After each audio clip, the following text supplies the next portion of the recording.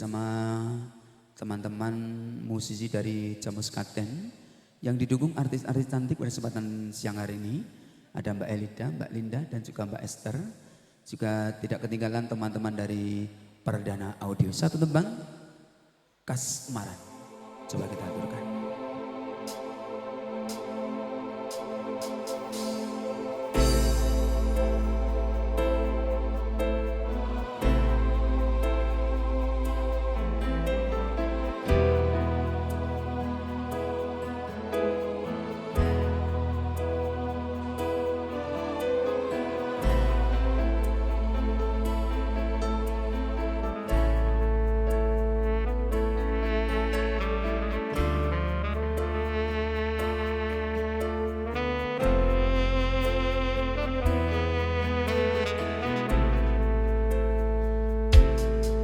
Yen arep crita karo sapa,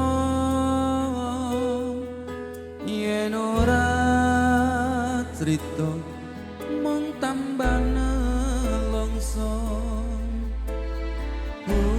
Saya suwe kok ngene rasane, sedina dina mung ngantoni wae. Yen ora sambat wis ora kuat, arep njaluk tulung bingung nggonku nembung. Nganti sok kapan bisa ngadeg iki kasmaran kenyokang kepati-pati.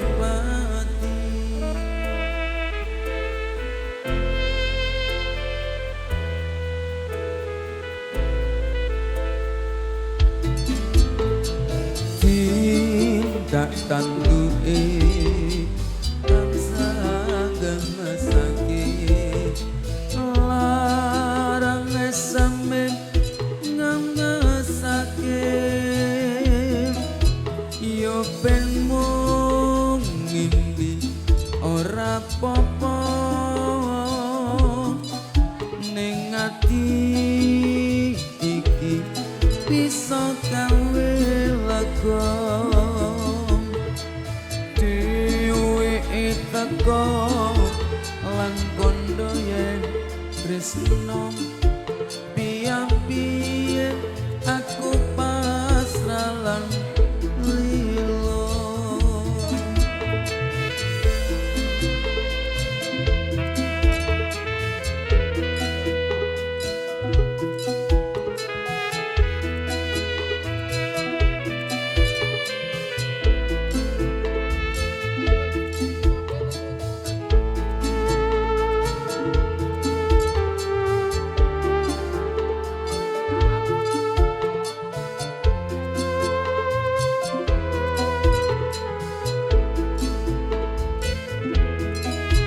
Yen arep crita karo sapa,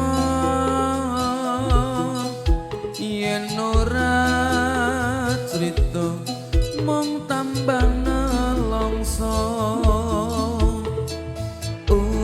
Saya suwe kok ngene rasane, sedina dina mung ngantoni wae. Yen ora sambat wis ra kuat,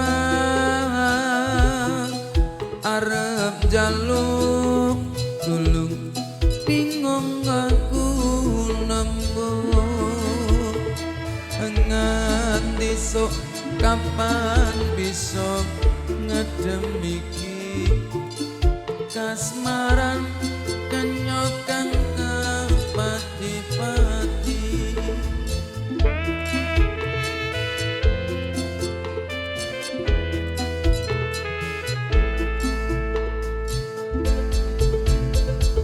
Tindak tanduke kalem merati kawe, larang esemik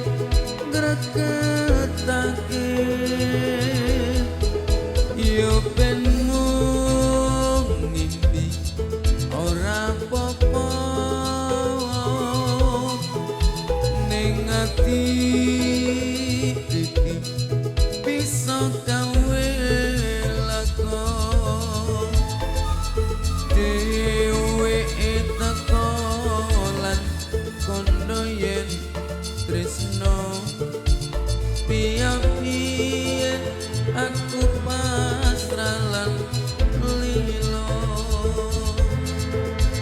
piye aku pasrah lan lilo.